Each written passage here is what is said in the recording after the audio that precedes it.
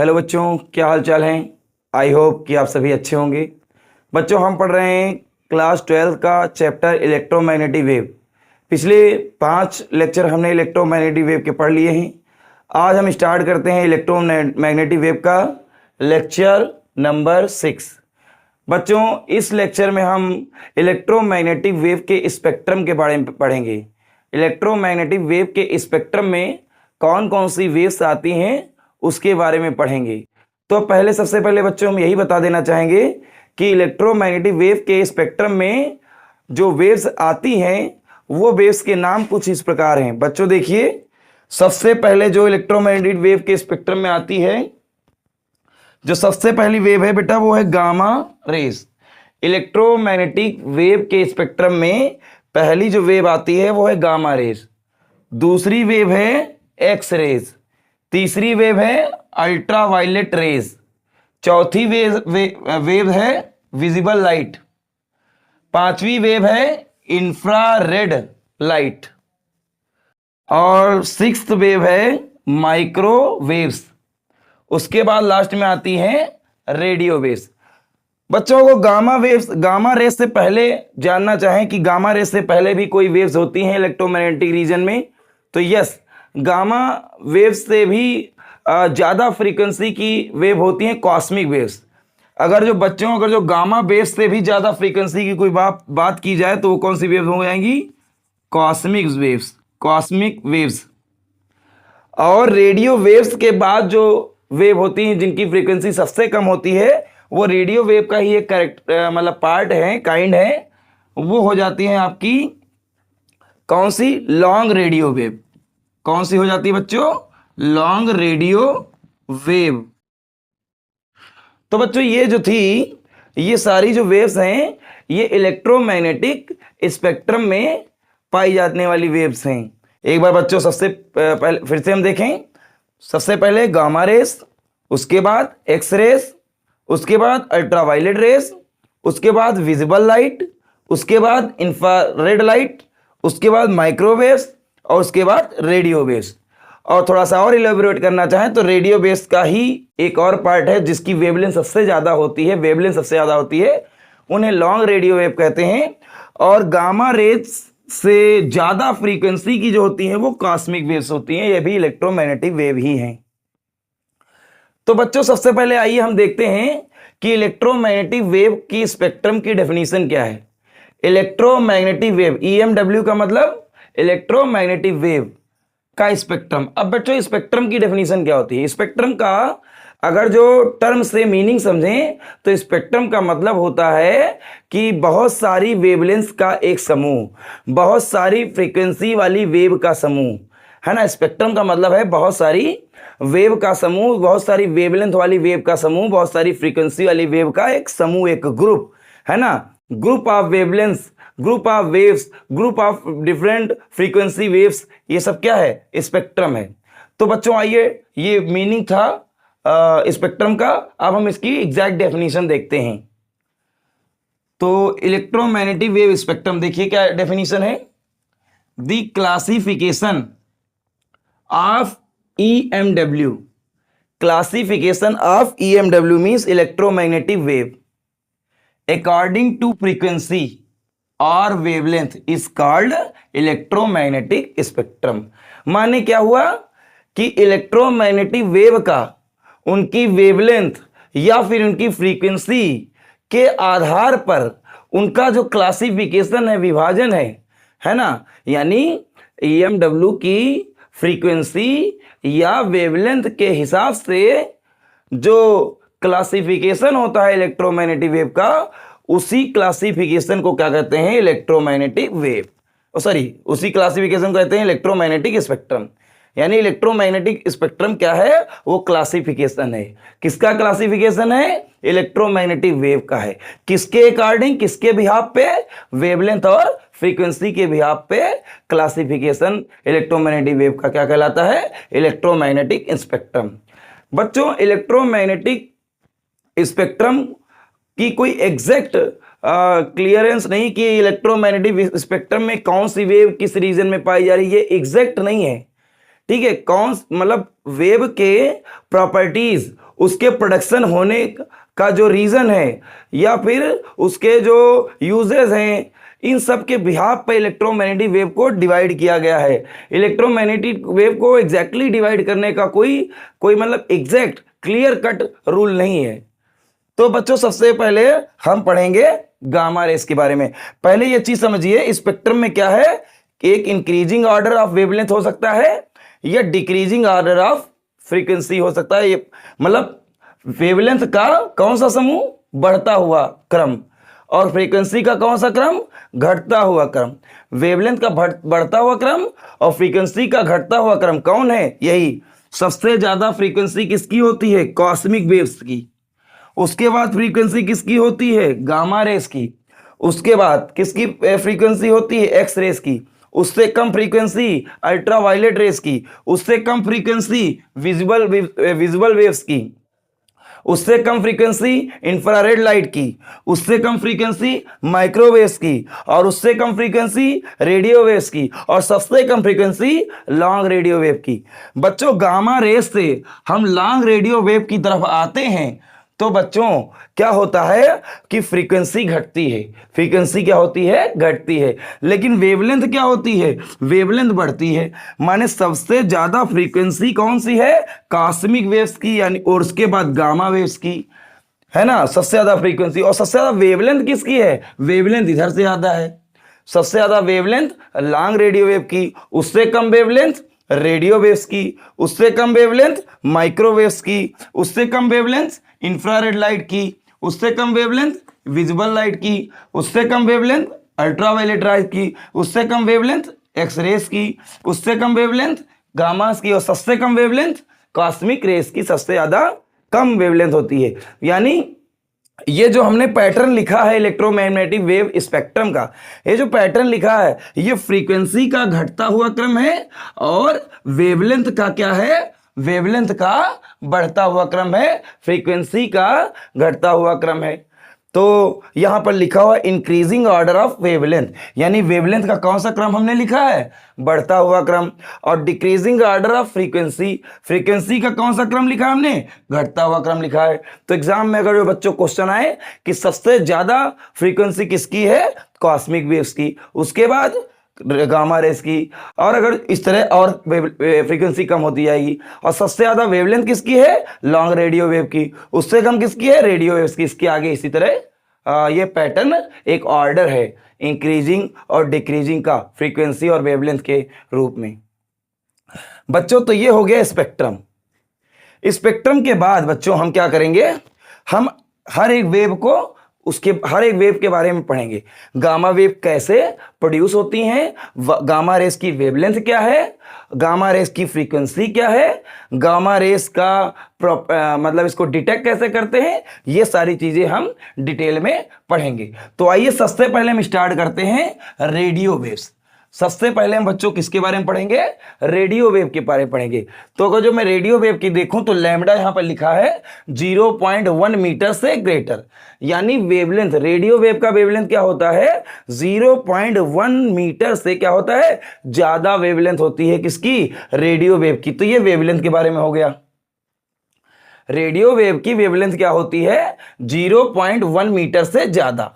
अच्छा, अब radio wave बनती कैसे हैं, तो रेडियो वेव बनती कैसे हैं, rapid acceleration and deceleration of electrons in aerials. माने रेडियो वेव कैसे बनती हैं कि जो रेडियो आपने देखा है बच्चों, रेडियो में देखा है, रेडियो में एक एरियल लगा होता है, वो रिसीवर है, और रेडियो के चैनल को प्रसारित करने के लिए रेडियो पर जो टेलीकास्ट हो रहा है वो टेलीकास्ट एक स्टूडियो से हो रहा है।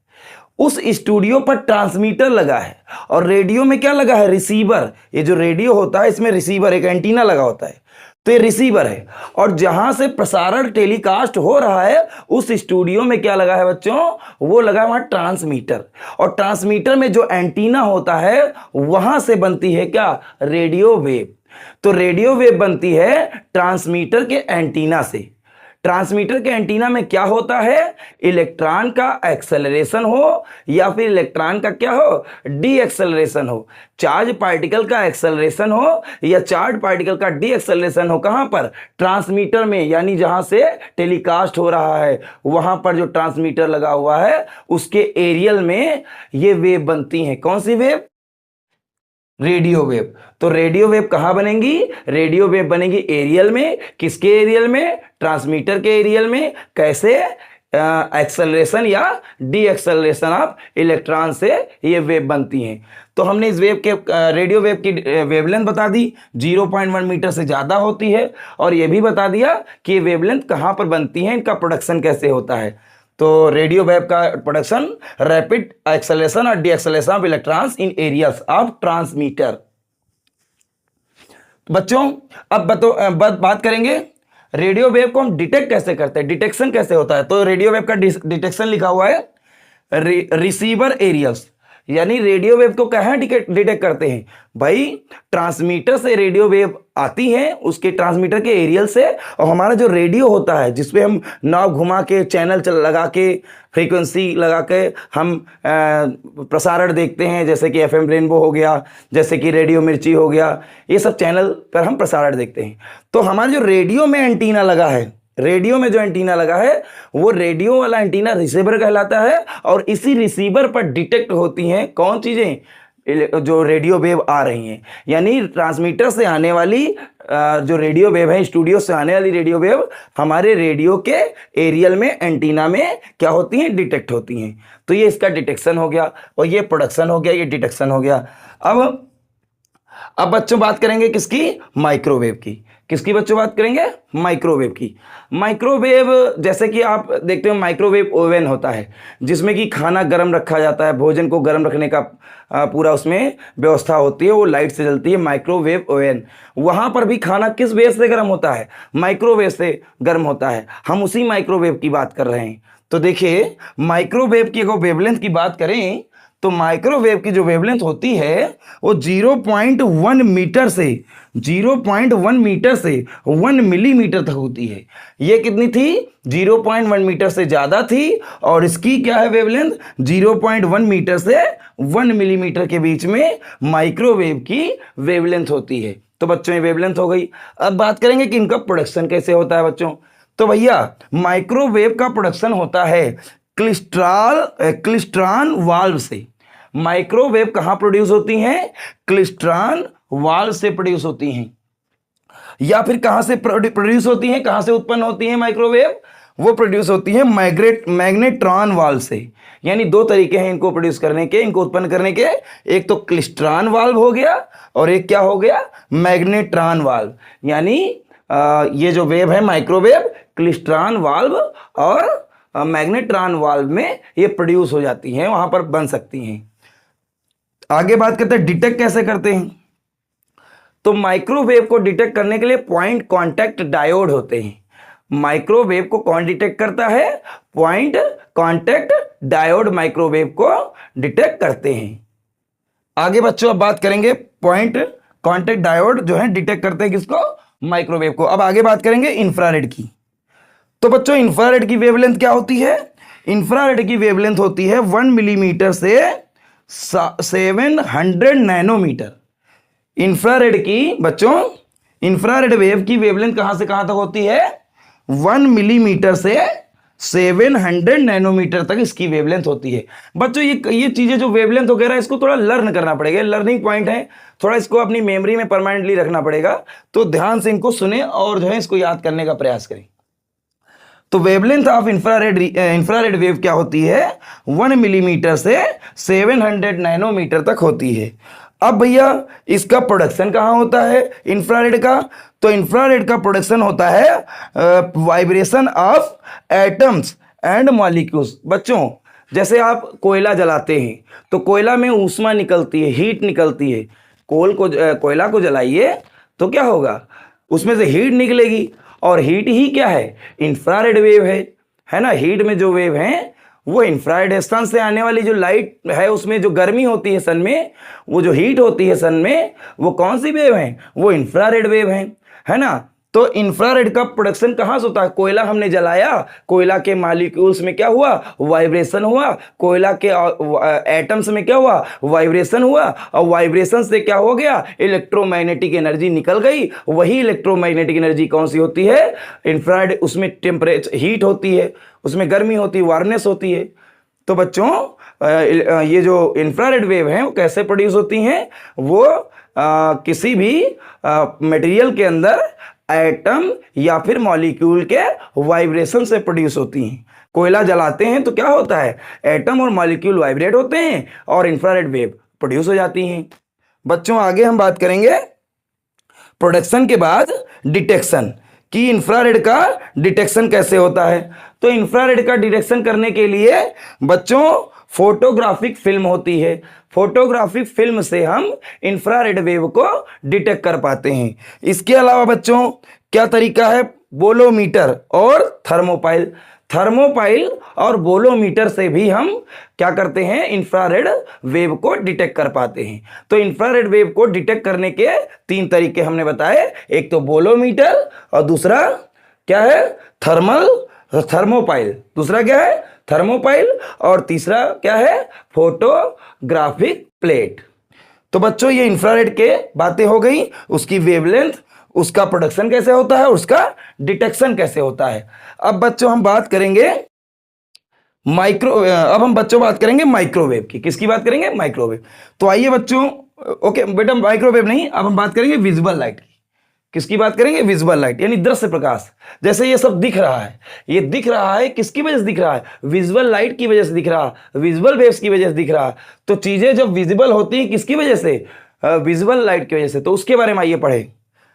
तो विजिबल लाइट का जो वेवलेंथ होता है, तो सबसे पहले वेवलेंथ देखिए, 700 नैनोमीटर से 400 नैनोमीटर तक इसका वेवलेंथ होता है। किसका? विजिबल लाइट का। फिर से बच्चों, विजिबल लाइट का वेवलेंथ 700 नैनोमीटर से 400 नैनोमीटर तक होता है।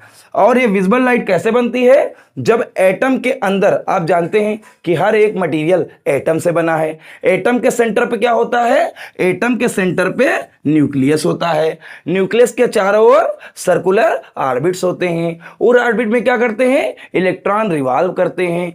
तो बच्चों हमको बताना है कि विजिबल लाइट कैसे बनती है।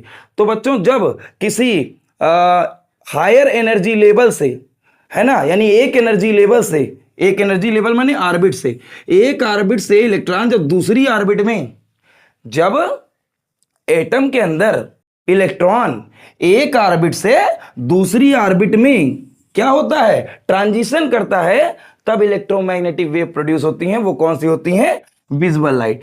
तो transition of electrons in orbits, transition of electron in orbits, यानी ऑर्बिट के अंदर जो इलेक्ट्रॉन होते हैं वो एक एनर्जी लेवल से दूसरे एनर्जी लेवल में जब चले आते हैं तो वहां से इलेक्ट्रोमैग्नेटिक वेव एनर्जी के रूप में निकल कर आती है, और वो कौन सी होती है? विजिबल लाइट होती है। इसकी वेवलेंथ कहां से कहां तक बच्चों? 700 नैनोमीटर से 400 नैनोमीटर। और बच्चों इसको डिटेक्ट कैसे करते हैं? इसको भी बच्चों फोटोग्राफिक फिल्म से डिटेक्ट कर लेते हो। हमारी आंखें भी डिटेक्ट करती हैं इसी लाइट को। आप जानते हैं अल्ट्रावायलेट लाइट हम नहीं देख सकते, इंफ्रारेड लाइट भी हम नहीं देख सकते, विजिबल लाइट भी हम देख नहीं सकते, लेकिन विजिबल लाइट से चीजें दिखाई पड़ती हैं तो हमें विजिबल लाइट का आभास होता है। यानी हमारी जो आई है वो विजिबल लाइट को डिटेक्ट कर लेती है। हमारे आई के अंदर पाए जाते हैं रॉड्स और कोन्स, वो रॉड्स और कोन्स विजिबल लाइट को डिटेक्ट करते हैं। तो बच्चों इसका प्रोडक्शन और इसकी वेवलेंथ और डिटेक्शन हो गया। अच्छा बच्चों, अब आपको अगर जो फ्रीक्वेंसी निकालनी है तो एक फार्मूला हमने बताया था, फ्रीक्वेंसी इज इक्वल टू होता है c by lambda. Frequency of wave is equal to speed of light in vacuum upon wavelength. तो बच्चों वेवलेंथ हमने आपको बता दिया है ना, और यहां से फ्रीक्वेंसी निकल आएगी कैसे? स्पीड ऑफ लाइट को 3 × 10⁸ मीटर पर सेकेंड रख दो, और लैम्डा जो आपको पता है वो रख दो। यहां से फ्रीक्वेंसी हर्ट्ज में कैलकुलेट हो जाएगी।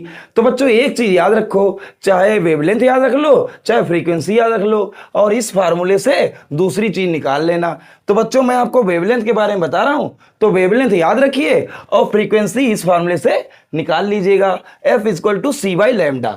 इससे आप फ्रीक्वेंसी निकाल सकते हैं। c is the speed of light in vacuum which is equal to 3 into 10⁻8 metre per second.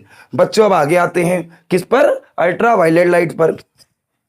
तो बच्चों अल्ट्रावायलेट रेस, अल्ट्रावायलेट लाइट या अल्ट्रावायलेट रेस क्या होती है, इसकी वेवलेंथ क्या होती है? तो बच्चों इसकी वेवलेंथ होती है 400 नैनोमीटर से 1 नैनोमीटर। 400 नैनोमीटर से 1 नैनोमीटर तक इसकी वेवलेंथ होती है। और ये कैसे प्रोड्यूस होती है अल्ट्रावायलेट रेट? बेटा ये भी ट्रांजिशन ऑफ इलेक्ट्रॉन से प्रोड्यूस होती है। ये भी विजिबल लाइट भी ट्रांजिशन ऑफ इलेक्ट्रॉन, एटम के अंदर जब एक ऑर्बिट से दूसरी ऑर्बिट में इलेक्ट्रॉन जाता है तो एनर्जी निकलती है इलेक्ट्रोमैग्नेटिक वेव के रूप में। विजिबल लाइट भी उसी से बनती है और अल्ट्रावायलेट रेस भी उसी बनती है, पर दोनों में अंतर है बच्चों। अगर जो इनर सेल जो है, इनर सेल मतलब न्यूक्लियस के पास वाली जो सेल है, अगर न्यूक्लियस के पास वाली इनर सेल में इलेक्ट्रॉन का ट्रांजिशन होता है तो अल्ट्रावायलेट रेस बनेगी। और अगर जो बाहर वाली जो सेल है उससे इलेक्ट्रॉन का ट्रांजिशन होता है तो क्या बनेगी? विजिबल लाइट बनेगी। अब बच्चों इसकी वेवलेंथ अल्ट्रावायलेट रेस की 400 नैनोमीटर से 1 नैनोमीटर तक होती है। बच्चों इनर सेल में इलेक्ट्रॉन के ट्रांजिशन से, किसी एटम में इनर सेल के इलेक्ट्रॉन के ट्रांजिशन से ये वेव बन जाती हैं। अब इसके बाद इसको हम कैसे डिटेक्ट करते हैं? तो अल्ट्रावायलेट लाइट को कैसे डिटेक्ट करते हैं? देखो, चाहे इंफ्रारेड हो, चाहे विजिबल हो, चाहे अल्ट्रावायलेट हो, तीनों प्रकार की लाइट को डिटेक्ट करने के लिए हम फोटोग्राफिक क्या करते हैं? फिल्म का इस्तेमाल कर लेते हैं। फोटोग्राफिक फिल्म से हम तीनों प्रकार की वेव्स को डिटेक्ट कर सकते हैं। तो अल्ट्रावायलेट रेट का डिटेक्शन कैसे होगा? फोटोग्राफिक फिल्म से या फिर फोटोसेल से भी हम इसको डिटेक्ट कर सकते हैं। बच्चों आइए अब बात करते हैं एक्सरेज की। एक्सरेज बेटा, एक्सरेज कैसे बनती हैं? देखिए एक कूलिज ट्यूब होती है, एक ट्यूब होती है एक्सरे ट्यूब। एक्सरे ट्यूब के अंदर इलेक्ट्रॉन बीम जाता है। एक्सरे ट्यूब के अंदर इलेक्ट्रॉन बीम जाता है। वो इलेक्ट्रॉन बीम एक मटेरियल के ब्लॉक से टकराता है। मटेरियल कैसा होता है? जैसे कि मोलिब्डेनम है, मटेरियल हैवी एटॉमिक नंबर का होना चाहिए, यानी ज़्यादा एटॉमिक नंबर का होना चाहिए, और मटेरियल का मेल्टिंग पॉइंट भी क्या होना चाहिए? ज़्यादा होना चाहिए। जब हैवी एटॉमिक नंबर और अधिक मेल्टिंग पॉइंट वाले किसी मेटेलिक ब्लॉक पर इलेक्ट्रॉन बीम जाके टकराता है तो वहाँ से निकल के आ जाती हैं एक्सरेज। तो एक्सरेज का प्रोडक्शन किसमें होता है? एक्सरे ट्यूब में होता है, या कह लो कूलिज ट्यूब में होता है, या कह लो आयनाइजेशन ट्यूब में होता है। किसका प्रोडक्शन? एक्सरे का। बच्चों इसकी वेवलेंथ कहां से कहां तक होती है? इसकी वेवलेंथ होती है 1 नैनोमीटर से 10⁻³ नैनोमीटर। बच्चों एक्सरे की वेवलेंथ कहां से कहां तक? 1 नैनोमीटर से 10⁻³ नैनोमीटर तक होती है। और इसका डिटेक्शन कैसे करेंगे? डिटेक्शन करेंगे फोटोग्राफिक फिल्म से, है ना। और एक और डिटेक्ट करने का, एक्सरे को डिटेक्ट करने के 3 तरीके हैं। पहला है फोटोग्राफिक फिल्म, फोटोग्राफिक फिल्म से एक्सरे को डिटेक्ट किया जाता है। अगला है गीगर ट्यूब, एक गीगर ट्यूब होता है। गीगर ट्यूब में एक्सरे जब निकलती हैं तो वहां पर एक्सरे का प्रेजेंस दिख जाता है, यानी एक्सरे हैं या नहीं उसके एग्जिस्टेंस के बारे में पता चल जाता है, यानी इसका डिटेक्शन गीगर ट्यूब में भी हो जाता है। इसके अलावा आयनाइजेशन चैम्बर में भी एक्सरे का डिटेक्शन यानी उसका संसूचन होता है। बच्चों अब पढ़ेंगे गामा रेस। ये अंतिम वेव्स हैं गामा रेस। इनकी फ्रीक्वेंसी सबसे ज्यादा और इनकी वेवलेंथ सबसे कम होती है। आइए वेवलेंथ की बात करें तो वेवलेंथ इनकी होती है 10⁻³ नैनोमीटर से कम। इनकी वेवलेंथ कहां से कहां तक होती है? 10⁻³ नैनोमीटर से भी कम होती है, सबसे कम वेवलेंथ होती है। अच्छा, इनका प्रोडक्शन कैसे होता है? गामा रेज आप जानते हैं, जब कोई रेडियो एक्टिव मटेरियल जैसे कि पोलोनियम है, जैसे कि यूरेनियम है, जैसे कि थोरियम है, ये रेडियो एक्टिव मटेरियल हैं। जब ये रेडियो एक्टिव मटेरियल क्या करते हैं? ये रेडियो एक्टिव डीके करते हैं तो इसके अंदर से अल्फा बीटा गामा पार्टिकल निकलते हैं। वो गामा पार्टिकल ही क्या है बच्चों? गामा वेव्स हैं। गामा वेव्स में बहुत ज़्यादा एनर्जी होती है, गामा वेव्स में बहुत ज़्यादा फ्रीक्वेंसी होती है। गामा वेव्स सबसे ज़्यादा पेनिट्रेट करने की पावर होती है, यानी किसी चीज के अंदर घुस जाने की क्षमता होती है। पेनिट्रेशन पावर गामा में सबसे ज्यादा होती है। गामा रेस से हम कैंसर की जो सेल्स होती हैं उनको नष्ट कर सकते हैं। तो गामा रेस और एक्स रेस दोनों का हम यूज किसमें करते हैं? कैंसर रेस को नष्ट करने में करते हैं। गामा रेस क्या करती हैं? बहुत ज्यादा पेनिट्रेटिंग पावर होती है। तो गामा रेस की वेवलेंथ कितनी हो गई? 10⁻³ नैनोमीटर से कम। और गामा रेस का प्रोडक्शन कहां होगा? तो रेडियो एक्टिव डिके से, रेडियो एक्टिव मटेरियल जैसे पोलोनियम, थोरियम या जो है यूरेनियम, इनके रेडियो एक्टिव डिके से क्या होती हैं? गामा रेज निकलती हैं। और इसका जो डिटेक्शन है, इसका डिटेक्शन बच्चों बहुत डिफिकल्ट है। गामा रेस का डिटेक्शन आसानी से हो ही नहीं पाता है। क्यों नहीं हो पाता भैया? क्योंकि इसकी फ्रीक्वेंसी बहुत ज्यादा होती है और किसी भी बॉडी में जाके आर पार हो जाती हैं।